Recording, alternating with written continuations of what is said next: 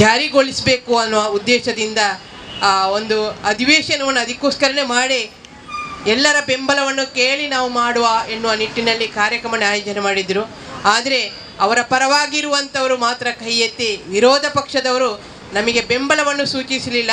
ಆದ ಕಾರಣ ಇವತ್ತು ಆ ಮಸೂದೆಯನ್ನು ಅಂಗೀಕಾರ ಮಾಡಲಿಕ್ಕೆ ಆಗಲಿಲ್ಲ. ಇದು ನಮಗೆಲ್ಲ ಮಹಿಳೆಯರಿಗೆ ಬೇಸರ ತಂದಿರುವಂಥ ವಿಷಯ.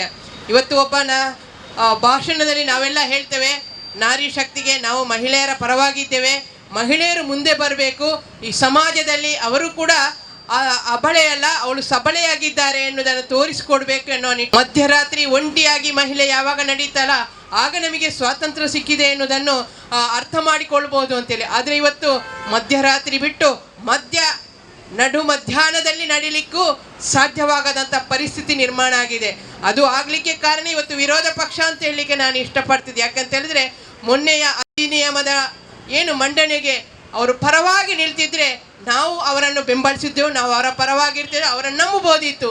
ಇವತ್ತು ನಮಗೆ ನಂಬಿಕೆ ಕಲೆಯನ್ನು ಕಳೆದುಕೊಳ್ಳುವಂಥ ಸಂದರ್ಭ ಹುಟ್ಟಿದೆ. ಯಾಕಂದರೆ ಒಂದು ನಾರಿ ಶಕ್ತಿ ಇವತ್ತು ಮಹಿಳೆಯರ ಮುಂದೆ ಬರುವುದು ವಿರೋಧ ಪಕ್ಷದವರಿಗೆ ಅಷ್ಟು ಇಷ್ಟ ಇಲ್ಲ ಎನ್ನುವುದನ್ನು ತೋರಿಸಿಕೊಟ್ಟಿದ್ದಾರೆ. ಇವತ್ತು ಅವರಿಗೇನಾದರೆ ನಾವೆಲ್ಲಾದರೂ ಮಹಿಳೆಯರು 33% MLA MP ಬಂದರೆ ಗಂಡಸರು ಅವರೇನೋ ಬೇರೆ ಮೂಲೆ ಗುಂಪಾಗ್ತಾರ ಎನ್ನುವ ಒಂದು ಭಯ ಅವರಿಗೆ ಹುಟ್ಟಿದೆ.